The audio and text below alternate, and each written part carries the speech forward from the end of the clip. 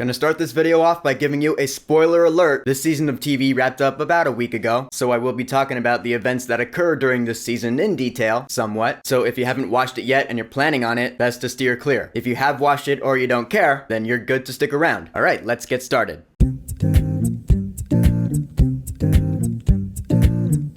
Andor Season 2, or Andor, a Star Wars story, whatever you want to call it now. So yeah, this is the second and final season of Andor, the acclaimed Star Wars series on Disney+, which more or less revolves around the character of Cassian Andor, played by Diego Luna, who we first saw in Rogue One, a Star Wars story, which takes place right before the original Star Wars film. Season 1 takes place about 5 years before the events of Rogue One, so this season of Andor, Season 2, bridges that gap. It's 12 episodes long, so how they did it is they basically divided the season into 4 different sections, and they released 3 episodes a week, so every 3 episodes they jumped forward a year. So the first 3 episodes take place 1 year after the events of Season 1, and then the next 3 episodes take place a year later, and eventually we get to right before the events of Rogue One. Pretty solid system, I'd say. And so in this season, it's pretty much the same deal as Season 1. We follow Cassian Andor, Mon Mothma, Luthen Rael, Saw Gerrera. The revolution, the rebellion against the Empire is amping up in Andor fashion. And if you recall, I was pretty much the only person on the face of the planet who was not the biggest fan of Season 1 of Andor. I just found it to be particularly boring, because all the talking and politics is not usually what I like Star Wars for. I like my Star Wars to be filled with fun action and characters I will care about. You know, just some lighthearted fun. It can get serious and emotional, sure, but just balance it out. Andor Season 1 was too heavy on the boring side, I felt. And so going into Season 2, I was skeptic. I was like, okay, it's gonna tie into Rogue One, so it should be a little more interesting, and ultimately it is. But starting off, the first 3 episodes, I was like, ugh, more boring shit. And okay, everyone's big takeaway from the first 3 episodes of the season was, of course, the scene with Bix, and, well, the attempted SA scene, which, yeah, I have my thoughts on that, and everyone's already talked about it, but here are my 2 cents on it. This is Star Wars trying to be more mature and reflective of our world, which I personally don't like. I like Star Wars to feel like fantasy, a galaxy far, far away, a long time ago. So to be so reflective of what we have going on in our world today, and have had in the past, I was like, yeah, again, this is not why I watch Star Wars. I watch it for escapism, among other things. This scene with Bix, yeah, it was a bit too real. I mean, that Imperial officer, yeah, he was a creep, oh my god. Props to that actor for sure. Definitely deserved to die. But yeah, that's my thoughts on that. Also, Orson Krennic, Ben Mendelsohn returns from Rogue One. He's in this season of Andor, and he's great throughout this entire season. But then there's this thing with Mon Mothma and her daughter getting married. I was like, who gives a fuck? I'm sorry, I just did not give 2 shits about that. I mean, visually, yeah, oh my god, this season is awesome. They definitely had a budget because of all the high praise that Season 1 received, and you can definitely tell they shot on location for this. The CG looked beautiful. I can't lie, this show was a great show to look at, so I will definitely give it props for that. Credit where it's due. Also, Cyril and Daedra are now living together, so I guess, yeah, they are in a relationship now. Wonder when that happened. I still never really care for Cyril or his mommy issues, although I will say that scene where Daedra stands up to her, that scene was actually really good. Fast forwarding to the next 3 episodes, so now we're 2 years after Season 1. These episodes were really boring. In fact, I couldn't even tell you what happened. I forgot. Basically, you could skip this week, in my opinion. Really, it's not until week 3, so 3 years after Season 1, when this season, Season 2, really picked up. Yeah, Season 2 finally actually started getting really interesting about halfway through, because we're finally at Yavin Base, first of all. So yeah, we're on Yavin 4. Great to see that again. But really, it was the Gorman Massacre, because holy shit. The Empire's situation on this planet, Gorman, which we later find out is because they're mining for Kyber to power the Death Star. But of course, the people of Gorman don't like that, so they rebel and they protest. And yeah, it was something pretty much straight out of the Hunger Games. It is like the scene in the first Hunger Games movie after Rue dies, and you see people in District 11 just rebelling and protesting against the Peacekeepers, and it all goes to shit. It was like that. You see here in Andor Season 2, you're like, yeah, all this just sucks ass. People are dying left and right. It's not pretty. The sad, emotional music's kicking on. I was watching it like, yeah, holy shit, this is effective. Down with the tyranny, you know what I'm saying. This is really the first scene in this entire season where I really perked up and I really liked. It was ugly. There was a lot of death, and eventually the Empire sends in those K-unit droids for mob control. And this is where Cyril Karn dies. Just gets plugged in the head by that old Gorman dude. So what exactly was the point of building him up as a character? I will never know. Because when he died, I still felt nothing. Yeah, still never really cared for him. So rest in peace, I guess. Poor Daedra and Edie, I guess. And of course, because Cassian Andor is there, this is where he takes one of those Imperial K-unit droids. Just gets smashed up against the wall and killed, and so he takes it to the rebellion. Then there was Mon Mothma's big speech against the Empire and Palpatine. This was actually awesome. She's just going off, the monster that will will eventually come for us all. It's Emperor Palpatine. I was like, all right, Mon Mothma finally being an interesting character for once. For the first time, like, ever. Or at least since Return of the Jedi. And then Andor goes over there to collect her, which I guess this ties in with Star Wars Rebels, actually. Because I guess he's like, Gold Squadron will take you to Yavin. Gold Squadron, I guess, was the Spectre group. Ezra and Kanan and Hera and all them. That's actually really cool. Bonus points for continuity there. It would have been really cool if any of those characters had actually showed up here in the show to really tie it in, but whatever. At least Ahsoka Season 2 is coming. And so yeah, now we're all hanging out at Yavin Base. I did like seeing Benjamin Bratt playing Bail Organa. That was cool. Again, tying it in with Rogue One. Although it's gonna be kind of a weird switch. If you're watching this going into Rogue One, seeing that character go from Benjamin Bratt to Jimmy Smits. I don't know, they didn't want to de-age Jimmy Smits for some reason. I like Benjamin Bratt fine enough, but that's just weird to me. Eventually we get to the scene where Bix leaves Andor. I mean, the two of them, they're in love, but I guess she really wanted him to focus on the rebellion. And what, maybe she was too much of a distraction for him? Or at least maybe that's how she saw the situation. So she just up and leaves. I mean, she leaves a video message for him out of courtesy, so that's nice. She does it so Cassian will stay with the rebellion. So bye-bye Bix, I guess. And K2SO is activated. This is where these episodes end. I was like, all right. This is where the fun begins. Right? Well, kinda, sorta, I guess. So now going through the last 3 episodes, the finale episodes of the whole series. The first episode, episode 10, is really all about Luthen, Stellan Skarsgård's character, and his relationship with his adopted daughter, Clea. This whole episode goes by without Andor even showing up. I was like, ugh, again with the boring. Well, it's not that boring, comparatively speaking anyway. I get it, this is leading up to Luthen's death, because we all knew he was gonna die because he's not in Rogue One. So alright, it happens. Clea gets to stand out, that's cool I guess, and good for that actress, because this is her very first acting gig out of college. That's awesome. Yeah, I read about that. That's amazing. She's got a bright future ahead of her, that's for sure. But now we have 2 episodes left. Can we get to some fun with Cassian and K2SO? Yeah, luckily the last 2 episodes, they're pretty good. I'll touch on this. K2SO lights up the show. He's great, of course, Alan Tudyk coming back to voice him. And the very first scene, for example, with them, they're playing like a little board game or whatever with Melshi. I was like, yeah, alright, now we're getting to the fun. Finally. And we have some fun action scenes with Cassian Andor and K2SO. But really, this is what is going to lead into Rogue One, a Star Wars story, is the information about the Death Star plans. Like Luthen learned from that one Empire defector, what was his name, Jung, about the Empire's super weapon, and the Kyber on Gorman, and Galen Erso, who we remember was Mads Mikkelsen in Rogue One. And then he dies, and then Luthen gets the information to Clea, and then he dies, and then Clea gets the information to Andor, who brings it back to Yavin Base. That's great. So yeah, alright, we have the tie-in to Rogue One. All sorts of props for that. And also Deidre ends up imprisoned because of, I don't know, some shit she pulled on Gorman, which I don't remember. I think it is actually that same prison that Andor was in season 1. Oh, the poetry. Wonder if Kino Loy, Andy Serkis is still there. Maybe that'll go somewhere in another title sometime down the line. I don't know. But for now, okay. In the end, Cassian and K2SO are sent on their mission, which we see him on in the beginning of Rogue One. So yep, it goes right into it. And I'll admit, I really like the last scene where we see Bix, she's back on that wheat planet, and she has Cassian's kid. I was like, aw, yeah, this kid's gonna grow up without a father. She's of course gonna tell him that her father died a hero, fighting for the rebellion against the Empire. And yeah, you think about the message that she left him when she left, about how when this is all over, we're gonna be together again. And I'm sure hardcore fans were like,